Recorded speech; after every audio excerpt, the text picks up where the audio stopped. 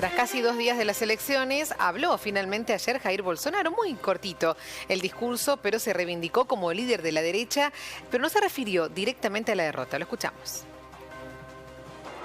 Quero começar agradecendo os 58 milhões de brasileiros que votaram em mim no último dia 30 de outubro.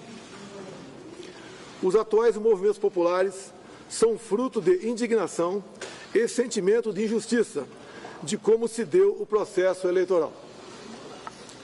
As manifestações pacíficas sempre serão bem-vindas, mas os nossos métodos não podem ser os da esquerda, que sempre prejudicaram a população, como invasão de propriedades, destruição de patrimônio e cerceamento do direito de ir e vir.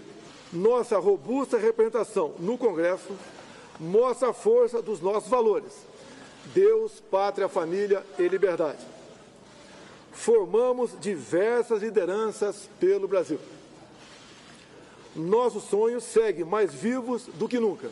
Sempre fui rotulado como antidemocrático e, ao contrário dos meus acusadores, sempre joguei dentro das 4 linhas da Constituição. Nunca falei em controlar ou censurar a mídia e as redes sociais. Enquanto presidente da República e cidadão, continuarei cumprindo todos os mandamentos da nossa Constituição. É uma honra ser o líder de milhões de brasileiros que, como eu, defendem a liberdade econômica, a liberdade religiosa, a liberdade de opinião, a honestidade y as cores verde y amarela de nuestra bandera. Ahí lo escuchábamos a Jair Bolsonaro, el presidente hasta ahora, o hasta dentro de unos meses nada más, de Brasil. Vamos a conversar con Francisco Castaño, que es licenciado en Relaciones Institucionales y magíster en Relaciones Institucionales de la Universidad Nacional de La Plata. Francisco, buen día. ¿Cómo estás? ¿Qué tal, Mercedes? Muy buenos días. Bienvenido. Bueno, viste que según el titular, ¿aceptó la derrota? ¿No aceptó la derrota? ¿Cómo lo tomás vos a este discurso breve de Jair Bolsonaro con tanta expectativa que había? Sí, fueron poco más de 2 minutos que habló a la prensa, casi después de 48 horas de las elecciones, de que se dieron a conocer los resultados. Y fue muy interesante porque no mencionó ni a Lula, que fue el que ganó el balotaje, no usó la palabra derrota o victoria. Solo habló de él y de que se mantenía dentro de la Constitución, como habíamos visto, que no era antidemocrático, y también hizo una mención a lo que habían sido, a lo que están siendo los movimientos en Brasil, los cortes de ruta, de carretera, de camioneros. Pero mira, recién estaba viendo más de 160 carreteras se siguen bloqueadas.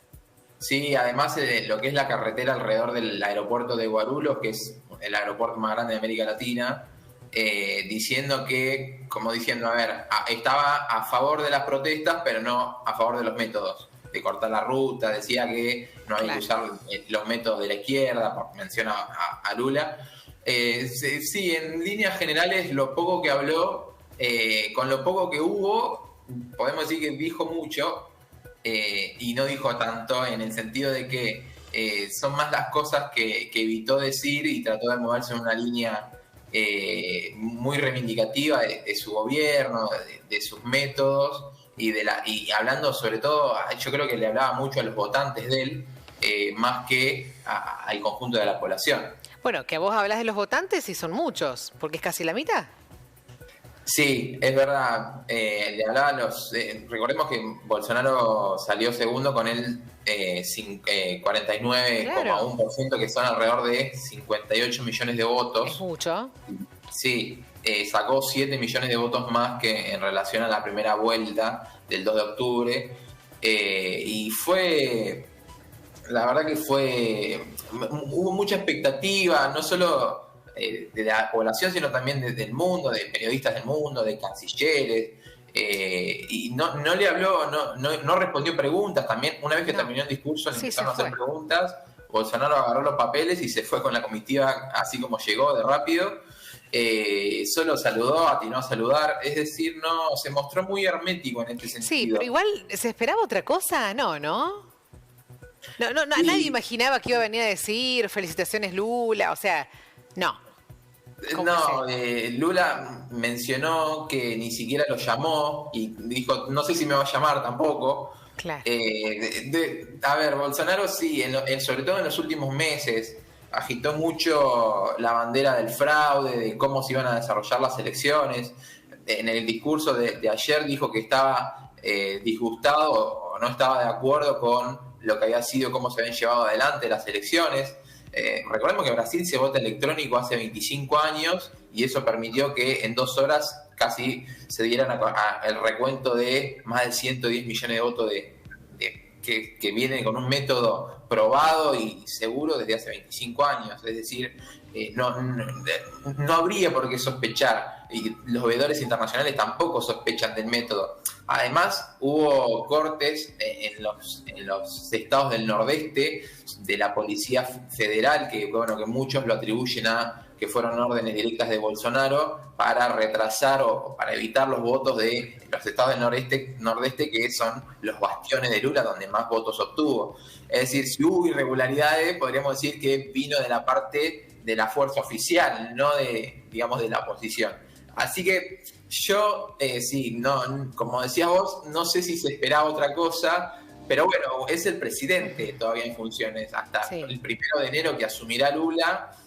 Uno no sabe qué puede llegar a pasar en estos 2 meses que quedan. El temor también es que pase algo a mayores, no ahora. 160 carreteras continúan bloqueadas, significa que un montón de personas no aceptan el resultado de las elecciones. Bueno, ojalá quede en esto, ¿no? En bloqueo de carreteras, pero que en esto no pase a mayores, con violencia, puede estar complicado. Sí, ojalá. Sí, mucha gente, los votantes, los partidarios de Bolsonaro, muchos camioneros también, que camioneros se vieron muy beneficiados con rebajas de impuestos a los combustibles. Sí, fueron momentos de tensión ayer. Yo tengo un amigo que vive allá en Minas Gerais, que los tres son de los 3 estados junto con Río de Janeiro y con Sao Paulo, y me decía que la situación era tremenda. Me hablaba inclusive de la barra de Minas Gerais, que tuvieron que inmiscuirse porque los policías, inclusive en ciertos sectores, no desalojaban. Eso también se vio.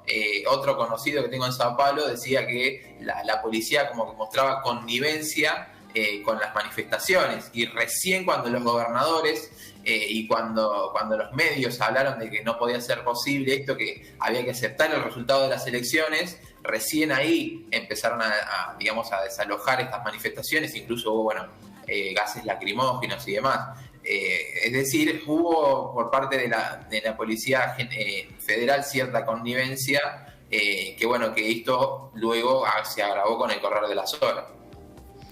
Francisco, te agradecemos muchísimo este espacio, este ratito, para, como siempre decimos, ¿no? Este análisis que nos ayudas a hacer de lo que ocurre en este caso, en el país brasileño, con estas elecciones que dieron que hablar y siguen dando que hablar todavía, y hay que esperar también lo que ocurre. Mercedes, muchas gracias por la invitación, un gusto como siempre, y nos reencontramos la próxima. Gracias, un abrazo. Hasta luego. Dices en los últimos